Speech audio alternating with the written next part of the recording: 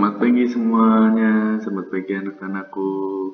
Senang rasanya pada pagi hari ini Bapak bisa bertemu kembali dengan kalian untuk kembali menyampaikan pembelajaran pada hari ini. Nah, anak-anakku sekalian, setelah minggu lalu kita mempelajari tema 1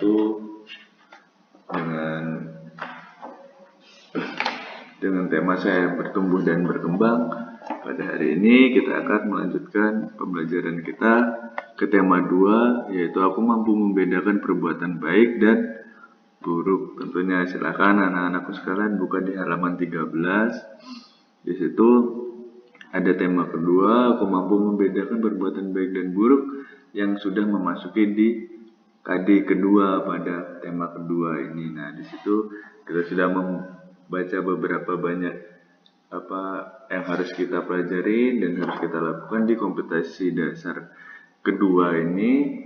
Nah, di materi hari ini saya ingatkan lagi, kita belajar mengenai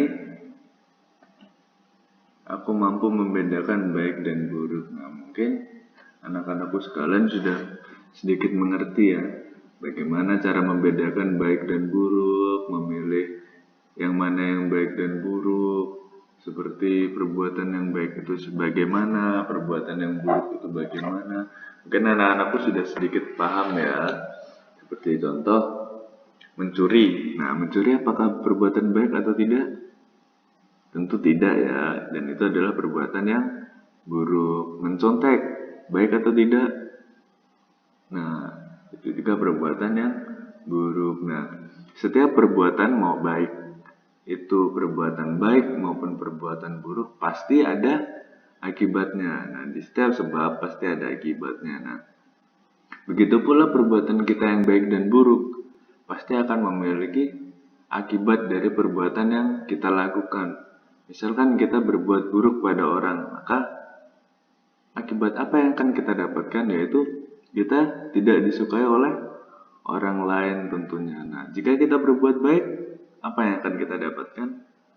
Nah, pasti kita akan disukai orang tentunya. Nah, seperti itu adalah hal-hal sebagai contoh bagaimana kita memilah antara perbuatan baik dan perbuatan buruk. Pasti ada sebab dan akibatnya. Nah, dalam pelajaran kita di tema kedua ini, kita diajak untuk mengetahui dan bagaimana kita melihat perbuatan baik dan buruk. Bagaimana kita harus menanggapi sikap baik dan buruk orang terhadap kita, maupun bagaimana kita harus berbuat baik kepada orang dan tidak melakukan perbuatan buruk tentunya. Nah, dalam hal ini kitab suci pun sudah mengajarkan kita bahwa perbuatan baik yang kita lakukan tentu akan membawa sukacita dan kedamaian serta kebahagiaan bagi sesama manusia tentunya, atau sesama makhluk hidup. Tidak hanya manusia tentunya, tetapi makhluk hidup yang Tuhan ciptakan yang lainnya. Nah,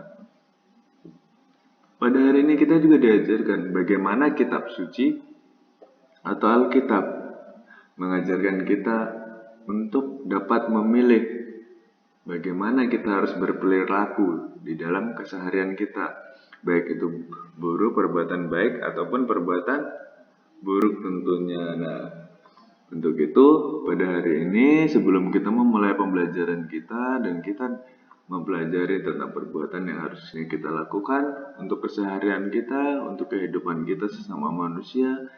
Karena apa? Kita adalah makhluk sosial tentunya, yang seperti Bapak jelaskan minggu yang lalu ya.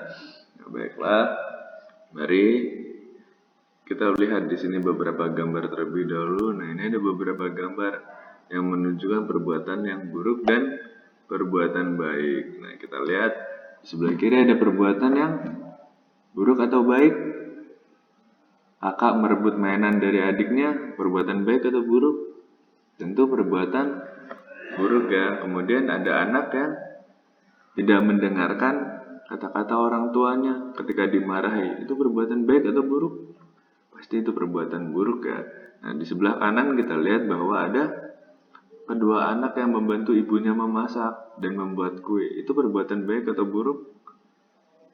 Nah, itu pasti perbuatan baiknya. Kemudian ada anak yang belajar bersama ibunya, supaya dia menjadi anak yang pintar dan mendengarkan perintah ibunya.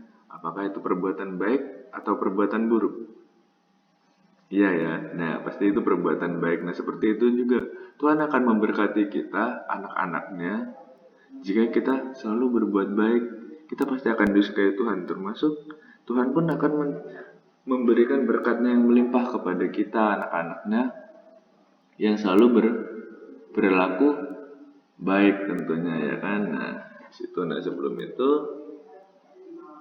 nah ini ada beberapa penjelasan bahwa jika kalian dapat membedakan yang mana dari baik dan buruk dan selalu melakukan kebaikan seperti apa yang Tuhan Yesus ajarkan, maka berkat Yesus akan selalu menyertai kita.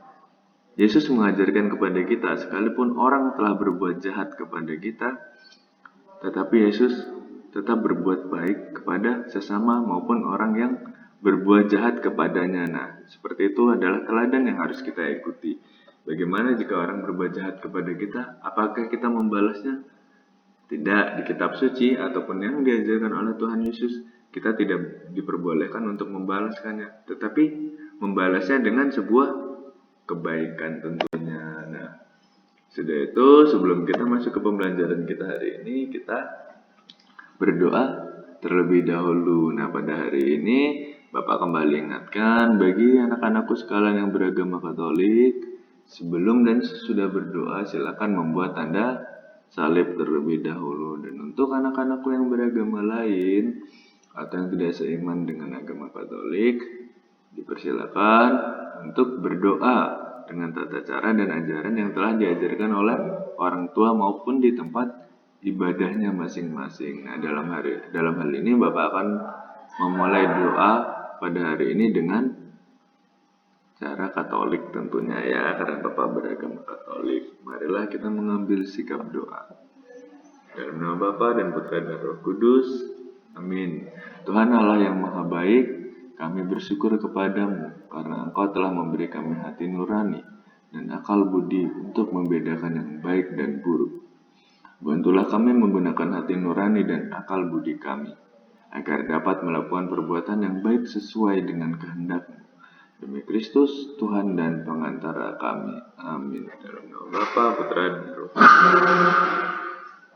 Amin.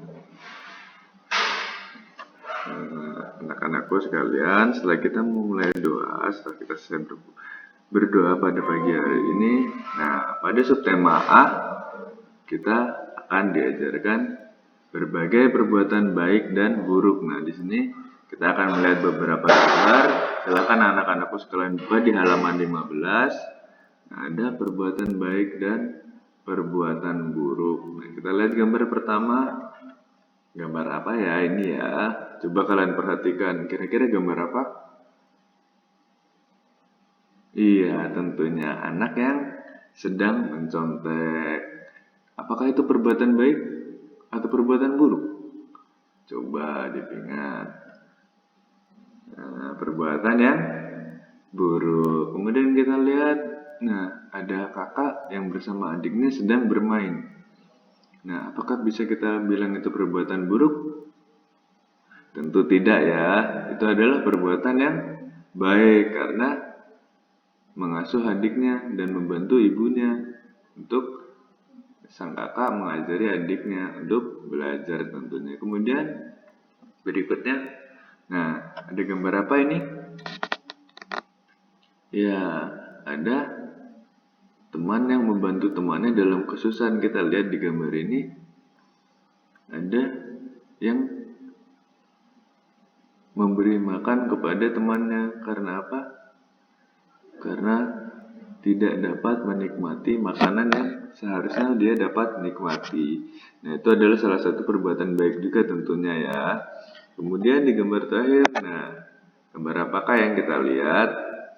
Yaitu ibu dan anak yang memberi sedekah kepada orang yang tidak mampu tentunya. Nah, di sini kita diajarkan untuk membedakan mana perbuatan baik dan buruk. Nah, anak-anakku sekalian, Bapak pun berharap kepada kalian, anak-anakku dapat berbuat baik dan tidak berbuat buruk tentunya. Nah, pasti kalian dapat membedakannya, terlebih apa yang kalian dengarkan dari orang tua kalian, jika kalian lakukan adalah perbuatan baik. Jika tidak kalian lakukan, maka itu adalah perbuatan yang buruk. Itu adalah hal kecil yang harus kalian mulai di rumah kalian. Terlebih untuk masa yang seperti ini, yaitu kita sedang mengalami pembelajaran jarak jauh, Bapak tidak dapat bertemu kalian, tidak dapat melihat langsung kalian, maka pesan Bapak kepada kalian adalah taatlah kepada perintah orang tua kalian, karena mereka yang saat ini menjadi guru untuk kalian, yang mendidik kalian, membimbing kalian. Nah, salah satu yang disukai Tuhan adalah kita sebagai anak-anak Tuhan atau sebagai anak-anak dari orang tua kita taat kepada Tuhan. Kenapa? Bapak ingatkan lagi, karena orang tua kita atau ayah ibu kita merupakan wakil dari Allah di dunia ini, atau wakil dari Tuhan di dunia ini, yang membimbing kita untuk kita menjadi anak yang baik dan pantas di hadapan Allah, serta selalu diberkati oleh Tuhan Yesus tentunya. Nah, seperti itu adalah contoh hal baik yang dapat kalian lakukan di rumah. Merupakan hal kecil namun sangat berguna untuk kita, hanya dengan menuruti perintah orang tua, mengikuti segala perintahnya, membantu orang tua, melihat apa yang menjadi kesusahan orang tua menjadi hak kita untuk membantu mereka, tentunya orang tua kita. Nah, itu adalah salah satu hal baik. Hal buruk yang tidak boleh kalian lakukan apa jika di rumah? Melawan orang tua tentunya. Jika orang tua sedang berbicara dengan kita, tiba-tiba kita marah. Nah, itu adalah perbuatan yang tidak baik, dan itu adalah perbuatan yang buruk. Seperti contoh, kalian sedang bermain handphone, kemudian ibu kalian melarang untuk, sudah nak, jangan bermain handphone, makan, saatnya sudah makan, kalian harus makan. Kemudian kalian jawab, nanti saja, aku sedang asik bermain handphone, nanti aku mau makan. Nah, itu perbuatan baik atau buruk? Pasti perbuatan buruk kan, karena melawan apa yang menjadi perintah orang tua. Mungkin nggak sih orang tua itu memberikan perintah kita untuk melakukan hal buruk? Tentu tidak. Tidak ada satupun orang tua yang ada di dunia ini yang menginginkan anaknya berperilaku buruk atau tidak baik. Nah, segala perintah yang orang tua berikan kepada kita merupakan perintah yang baik tentunya. Nah, kemudian setelah kita mempelajari hal tersebut, kita melanjutkan di halaman 15 ada ayat membaca kisah. Nah, di halaman 15 tersebut ada kisah mengenai Santa Elizabeth yang merupakan putri Raja Hungaria yang dilahirkan pada tahun 1207 atau 1207. Pada usia yang sangat muda, ia dinikah dengan Louis, seorang penguasa Thuringia. Elizabeth adalah seorang wanita yang cantik. Ia sangat mengasihi suaminya yang tampan. Louis sendiri pun sangat mengasihi Elizabeth. Tuhan memberikan kepada mereka 3 orang anak. Mereka hidup sangat bahagia selama 3 tahun. Nah, untuk kelanjutan ceritanya, Bapak hanya dapat membacakan awalnya. Tetapi untuk intinya adalah apa? Bagaimana Santa Elizabeth mengajarkan kita di bacaan tersebut, di kisah tersebut, bagaimana teladan seorang Santa Elizabeth hidup di dalam kesehariannya. Bagaimana Santa Elizabeth dan anak-anaknya bersabar, tidak pernah mengeluh, dan selalu bersyukur kepada Tuhan. Padahal dalam hal ini Santa Elizabeth mengalami hal-hal yang sangat sulit untuk dilewati, seperti tidak bisa makan, kelaparan, dan tidak bisa melakukan apapun yang seharusnya bisa kita lakukan seperti yang kita lakukan. Ya, tetapi Elizabeth tidak mau melakukan hal itu. Kenapa? Dia bersyukur. Apapun yang dia lakukan, dia bersyukur. Apapun yang dia rasakan, dia mengucapkan syukur kepada Tuhan. Kenapa? Karena dia tetap dapat menikmati hari-harinya bersama anak-anaknya. dan dibaca di cerita ini kita melihat bahwa walaupun sang Santa Elizabeth sudah mengalami kesusahan, ia tetap mengucapkan syukur kepada Tuhan dan malah dia lebih tekun lagi untuk berdoa kepada Tuhan tentunya. Dia menerima penderitaan atau kesulitan yang saat ini dihadapi sebagai sebuah kebahagiaan, bukan sebagai sebuah kesulitan. Nah, itu merupakan salah satu sedikit cerita yang akan kalian baca nanti di cerita tersebut. Nah, di sini Santa Elizabeth terkenal sebagai seorang santa yang mempunyai cinta kasih yang amat besar bagi kaum miskin. Sebagai pengikut Kristus, kita pun dipanggil untuk bergerak oleh belas kasihan melihat penderitaan sesama. Nah, dalam hal ini kita diajarkan untuk apa? Untuk berbuat baik kepada sesama, walaupun kita sendiri dalam kesusahan, kita dalam penderitaan, tetapi dengan kita bersyukur, dengan kita selalu berdoa, kita selalu menyampaikan segala terima kasih kita kepada Allah, kita akan mendapatkan belas kasih yang Allah berikan kepada kita. Nah, dalam hal ini Santa Elizabeth mengajarkan kita untuk selalu memberikan kasih kepada sesama, siapapun itu, terlebih kepada orang yang lebih sulit daripada kita. Apakah itu perbuatan baik dan buruk? Apakah perbuatan yang dilakukan oleh Santa Elizabeth adalah perbuatan buruk? Dengan membantu sesama yang mengalami penderitaan, walaupun sang Santa Elizabeth pun sedang dalam kesulitan. Apakah itu perbuatan yang buruk? Tentu tidak, itu adalah perbuatan yang baik.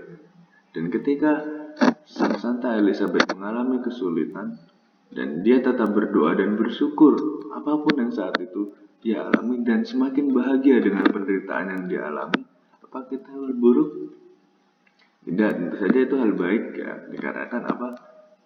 Santa Elizabeth semakin mendekatkan dirinya kepada Tuhan Allah. Ia merasa bahwa kesusahan yang dia alami atau kesusahan yang dia alami merupakan rasa cinta Allah kepada dirinya. Dan apa yang dia alami pada itu adalah sesuatu yang dia rasa sungguh sangat harus dia jalani atas apa yang Allah berikan kepada dia dan ingin untuk dia selalu menjadi lebih baik. Kemudian hal itulah yang membuat Santa Elizabeth sungguh sangat berkenan bagi Allah dan semua orang yang mengenalnya pada waktu itu, dan sampai dengan saat ini Santa Elizabeth merupakan santa yang sungguh sangat dikenal banyak orang di seluruh dunia, terlebih untuk umat Katolik tentunya. Nah, teladan apa saja sih yang dapat kalian ambil dari cerita tersebut? Ayo sebutkan. Nah, coba diingat-ingat, nanti ketika kalian sudah selesai membaca, kalian dapat melihat teladan apa sajakah yang dapat diambil dari kisah tentang Santa Elizabeth. Nah, Bapak ingin kalian membaca kisah tersebut bersama orang tua kalian. Kapanpun waktu kalian untuk sempat, bacalah bersama orang tua kalian. Supaya apa? Supaya anak-anakku sekalian dapat mengerti bagaimana kita harus menjalani hidup lebih baik di mata Tuhan Allah tentunya.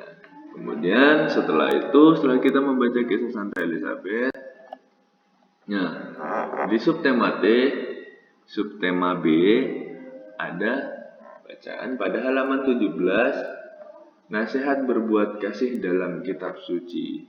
Nah, pada hari ini kita akan melihat dari bacaan surat Rasul Paulus kepada jemaat di Roma. Nah, di situ dari ayat 9 sampai dengan 21. Bapak akan sedikit bacakan, kemudian nanti akan ada beberapa tugas dari bacaan ini. Tapi mari kita dengarkan dulu bacaan kita pada hari ini. Nasihat hidup dalam kasih. Roma bab 12 ayat 9 sampai 21. Hendaklah kamu itu jangan pura-pura. Jauhilah yang jahat dan lakukanlah yang baik. Hendaklah kamu saling mengasihi sebagai saudara dan saling mendahului dalam memberi hormat. Janganlah hendaknya kamu kerajinanmu kendor. Biarlah rohmu menyala-menyala dan layanilah Tuhan. Bersukacitalah dalam pengharapan. Sabarlah dalam kesesakan dan bertekunlah dalam doa. Bantulah dalam kekurangan orang-orang kudus dan usahakanlah dirimu untuk selalu memberikan tumpangan. Berkatilah siapa yang menganiaya kamu. Berkatilah dan janganlah mengutuk. Bersukacitalah dengan orang yang bersukacita dan menangislah dengan orang yang menangis. Hendaklah kamu sehati sepikir dalam hidup bersama. Janganlah kamu memikirkan perkara-perkara yang tinggi, tetapi arahkanlah dirimu kepada perkara-perkara yang sederhana. Janganlah menganggap dirimu pandai. Janganlah membalas kejahatan dengan kejahatan. Lakukanlah apa yang baik bagi semua orang, sedapat-dapatnya. Kalau hal itu bergantung padamu, hiduplah dalam perdamaian dengan semua orang. Saudara-saudaraku yang terkasih, janganlah kamu sendiri menuntut pembalasan, tetapi berikanlah tempat kepada murka Allah. Sebab ada tertulis, pembalasan itu adalah hak. Akulah yang akan menuntut pembalasan, firman Tuhan. Tetapi jika seterumu lapar, berilah dia makan. Jika ia haus, berilah dia minum. Dengan berbuat demikian, kamu menumpukan bara api di atas kepalanya. Janganlah kamu kalah terhadap kejahatan, tetapi kalahkanlah kejahatan dengan kebaikan. Demikianlah sabda Tuhan. Syukur kepada Allah. Nah, dalam bacaan tersebut kita diajarkan apa? Dalam surat Rasul Paulus kepada jemaat di rumah yang telah Bapak baca tadi, kita diajarkan untuk kita selalu berbuat baik kepada sesama dan menjauhi hal-hal yang jahat. Hal-hal apa? Yaitu hal-hal yang buruk tentunya. Kemudian kita diajar untuk mengasihi sesama saudara dan untuk saling mendahului memberi hormat. Maksudnya apa? Jika kita bertemu saudara kita atau sesama kita yang kita kenal, janganlah menunggu untuk orang tersebut menegur kita atau menyapa kita. Lebih baiklah kita untuk menyapa mereka terlebih dahulu. Jangan merasa tinggi hati. Ingat, jangan merasa tinggi hati. Dalam bacaan tersebut, di ayat kedua, di ayat ke-10 kita diajarkan untuk jangan bertinggi hati. Memberi hormat atau menyapa orang lain terlebih dahulu adalah hal yang baik yang merupakan diajarkan oleh Tuhan Allah itu sendiri, yaitu Tuhan Yesus. Nah, kemudian janganlah hendaklah kerajinanmu kendor, biarlah rohmu menyala-nyala dan layanilah Tuhan. Maksudnya apa?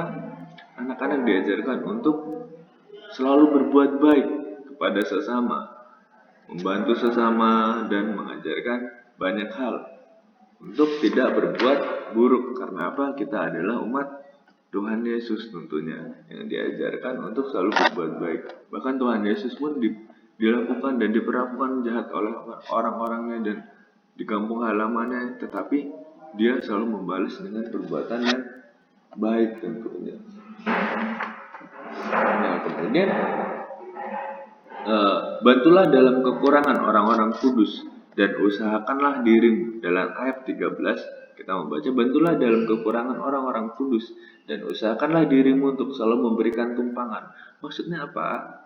Kita diminta untuk selalu memberikan hal-hal yang baik kepada orang yang membutuhkan bantuan kita, seperti apa yang telah Santa Elizabeth lakukan, yaitu membantu orang yang dalam kesusahan. Berkatilah siapa yang menganiaya kamu, berkatilah dan janganlah mengutuk. Maksudnya apa? Nah, siapapun yang berbuat jahat kepada kita, kita harus membalasnya dengan kebaikan seperti apa yang Bapak jelaskan tadi ya. Jadi jika ada yang berbuat jahat kepada kita, tidak diajarkan untuk kita kembali berbuat jahat, tetapi membalasnya dengan sebuah kebaikan. Bersukacitalah dengan orang yang bersukacita dan menangislah dengan orang yang menangis. Maksudnya apa? Kita diajarkan untuk berbahagia bersama orang yang sedang berbahagia dan diajak untuk ikut bersukacita bersama orang yang sedang bersukacita dan diajak untuk bersedih. Maksudnya bersedih bukan teman kita nangis kemudian kita ikut nangis, tidak seperti itu ya, tetapi kita datang untuk merasakan apa yang dia sedang rasakan, tetapi dan kita datang selain untuk merasakan kesedihan yang dia rasakan, tetapi kita juga harus datang untuk membantunya tentunya. Nah, ada beberapa banyak pesan-pesan yang lain yang mungkin Bapak tidak bisa dapat sampaikan kepada anak-anakku sekalian, tetapi inti dari bacaan tersebut adalah apa? Kita diajarkan untuk selalu berbuat baik kepada sesama kita, mengasihi sesama kita, tidak untuk membalas perbuatan yang jahat dengan sebuah kejahatan atau perbuatan yang buruk dengan sebuah keburukan. Tetapi kita diajarkan dalam bacaan tersebut oleh Santo Rasul Paulus untuk selalu berbuat baik, untuk membalas sebuah kejahatan dengan sebuah kebaikan, untuk ikut mengasihi sesama kita yang seperti yang telah diajarkan Tuhan Yesus kepada kita. Nah, kita tidak diperbolehkan untuk membalas perbuatan jahat dengan perbuatan jahat. Karena apa? Allah berkata, pembalasan itu adalah hakku. Akulah yang menuntut pembalasan. Firman Tuhan, itu adalah firman Tuhan. Tuhan yang berhak menghakimi atau memberi hukuman terhadap seseorang, bukan kita. Dalam hal ini maksudnya apa? Kita tidak boleh membalas kejahatan dengan sebuah kejahatan. Karena biarlah Allah yang membalas kejahatan dari orang itu. Tetapi kita berbuat baiklah kepada orang yang jahat kepada kita, maka kita pun akan diberikan kebaikan oleh Allah karena perbuatan yang baik yang telah kita lakukan. Nah, itulah yang sedikit yang Bapak bisa artikan dalam bacaan tersebut, termasuk jika seterumu lapar, berilah dia makan. Jika ia haus, berilah dia minum. Dengan berbuat demikian, kamu menumpukan bara api di atas kepalanya. Janganlah kamu kalah terhadap kejahatan, tetapi kalahkanlah kejahatan dengan kebaikan. Yang dimaksudkan apa? Jika kita mempunyai teman yang jahat dengan kita harus membalas dia dengan sebuah kebaikan. Nah, hal itu yang setelah Bapak jelaskan. Nah, yang dimaksudkan dengan menumpukan bara api di atas kepalanya adalah menanamkan hal-hal baik kepadanya, bahwa kejahatan yang dia lakukan atau hal-hal buruk yang dia lakukan, kita balas dengan sebuah kebaikan kepada mereka. Nah, dalam hal ini misalkan ada anak-anakku sekalian, ada yang berbuat nakal kepada kalian, misalkan kalian didorong kemudian jatuh, apa hal baik yang dapat kalian lakukan untuk membalas perbuatan tersebut? Kita membalasnya dengan mendorongnya juga kah? Atau kita memukulnya? Nah, Allah tidak mengajarkan untuk kita membalasnya dengan sebuah kejahatan, tetapi kita diajarkan untuk memaafkan apa yang dia telah lakukan tentunya. Ketika kita dijatuhkan oleh teman, kita bangun dan kita bilang kepada dia, apa salah saya? Kenapa kamu melakukan itu? Kita berjelas dulu. Kemudian jika dia tidak sengaja, baru kita berdamai dengan dia. Walaupun dia sengaja, kita tetap tidak boleh membalas hal tersebut, karena seperti itu yang telah diajarkan Tuhan Allah dalam bacaan yang telah kita baca tadi. Nah, semoga anak-anakku dapat sedikit mengerti ya. Bapak harap apa yang Bapak ajarkan tetap dalam wawasan orang tua kalian, supaya kalian dapat mengerti apa yang Bapak ajarkan, ya. Nah, untuk saat ini setelah apa yang Bapak ajarkan tadi, Bapak akan sedikit untuk mengulas hal-hal tersebut, untuk mengulas bagaimana kalian mengerti tentang apa yang Bapak sampaikan, maka silakan anak-anakku buka halaman 17. Nah, ada di subtema Ayo bertanya, kalian lihat di halaman 17, teman-temanmu pasti pernah ada yang berbuat baik dan berbuat buruk. Untuk itu, tanyakan kepada temanmu, Contoh pertanyaan sebagai berikut. Apakah kalian pernah berbuat baik? Apa saja perbuatan baikmu? Apa akibat perbuatan dari perbuatan baikmu? Apa saja perbuatan buruk yang pernah kamu lakukan? Bagaimana perasaanmu pada waktu itu berbuat jahat? Apa akibat dari perbuatan burukmu? Nah, yang ingin Bapak sampaikan, dikarenakan kalian tidak dapat bertemu teman-teman kalian karena kalian tidak bersekolah, coba untuk di subtema ayo bertanya, silakan orang tua yang bertanya kepada kalian. Contoh pertanyaan 1, orang tua yang bertanya kepada kalian, anak-anakku sekalian ya, apakah kalian pernah berbuat baik? Nah, ayah bertanya kepada anak atau ibu bertanya pada anak, kemudian anak yang menjawab di buku tugas anak-anakku sekalian. Nah, silakan nanti dikerjakan. Mohon bantuannya kepada orang tua sekalian untuk dapat membantu anak-anaknya untuk dapat merefleksi segala perbuatan yang telah ia lakukan selama ini sampai dengan dia tumbuh berkembang. Semoga segala sesuatu yang Bapak sampaikan pada hari ini dapat kalian dan anak-anakku sekalian terima dengan baik dan dapat kalian pelajari sampai memperhatikan. Ingat, pembelajaran pada hari ini kita diajarkan untuk selalu berbuat baik kepada sesama, membantu orang yang dalam kesusahan, tidak membalas sebuah kejahatan atau hal buruk yang dilakukan kepada kita dibalas dengan hal buruk juga, tetapi hal yang buruk yang kita terima kita balas dengan sebuah kebaikan, dan kita diajarkan untuk memilah mana yang baik dan buruk.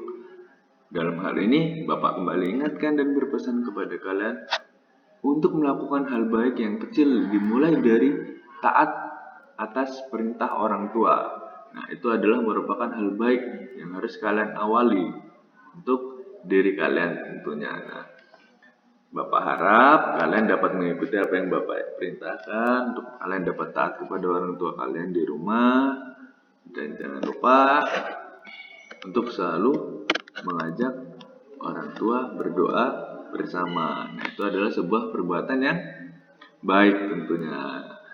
Oke, semudah itu pada hari ini pembelajaran yang Bapak sampaikan sudah selesai. Minggu depan kita akan melanjutkan lagi di tema tersebut.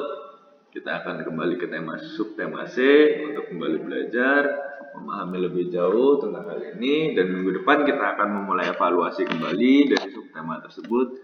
Nah, anakku sekalian, jangan lupa pesan Bapak, jangan pernah membalas sebuah hal buruk kepada yang terjadi kepada kita yang dilakukan oleh orang lain dengan hal buruk pula, tetapi balaslah dia dengan kasih atau kebaikan. Taatilah perintah orang tua kalian, maka surga pun terlihat dari Allah untuk kalian. Ingat, berpikirlah untuk selalu berbuat baik dan janganlah berpikir untuk berbuat buruk. Nanti anak-anakku, Bapak harap apa yang Bapak sampaikan pada hari ini dapat berkenan untuk kalian semua, dapat membantu kalian untuk menjadi manusia yang lebih baik, anak-anakku yang lebih baik, terlebih dalam kehidupan sehari-hari dalam bersosial dan menjalani hidup-hidup sebagai teladan Yesus di kehidupan kita sehari-hari. Oke, anak-anakku, sebelum kita mengakhiri pembelajaran kita pada hari ini, marilah kita mempersiapkan hati dan pikiran kita untuk berdoa dan menutup pembelajaran kita pada hari ini. Sekali lagi Bapak ingatkan kepada anak-anakku sekalian yang Bapak kasihi dan Bapak sayangi, sebelum dan sesudah berdoa, bagi yang beragama Katolik silakan membuat tanda salib terlebih dahulu. Kemudian bagi anak-anakku sekalian yang beragama lain silahkan berdoa dengan tata cara dan ajaran yang telah diajarkan oleh kedua orang tua kalian ataupun di tempat ibadat kalian ya tentunya. Marilah kita bersiap mengambil doa. Dalam nama Bapa dan Putra dan Roh Kudus, amin. Ya Allah Bapa, jagalah budi dan pikiran kami agar dimampukan untuk memilah mana yang baik dan buruk. Jadikanlah kami agar pantas untuk bertindak kepada sesama kami dan mampu untuk membantu mereka yang dalam kesusahan. Kemuliaan kepada Bapa, Putra dan Roh Kudus seperti pada permulaan, sekarang, selalu dan sepanjang segala abad. Amin. Terpujilah namamu Tuhan Yesus, Bunda Maria dan Santo Yusuf, sekarang dan selama-lamanya. Dalam nama Bapa dan Putra dan Roh Kudus. Amin. Terima kasih anak-anakku sekalian semuanya. Sampai bertemu minggu depan. Jangan lupa belajar. Ingat pesan Bapak. rajin berdoa, taatilah perintah orang tua kalian, jaga kesehatan, dan jangan lupa rajin mencuci tangan. Sampai jumpa minggu depan. Tuhan memberkati. Bye-bye.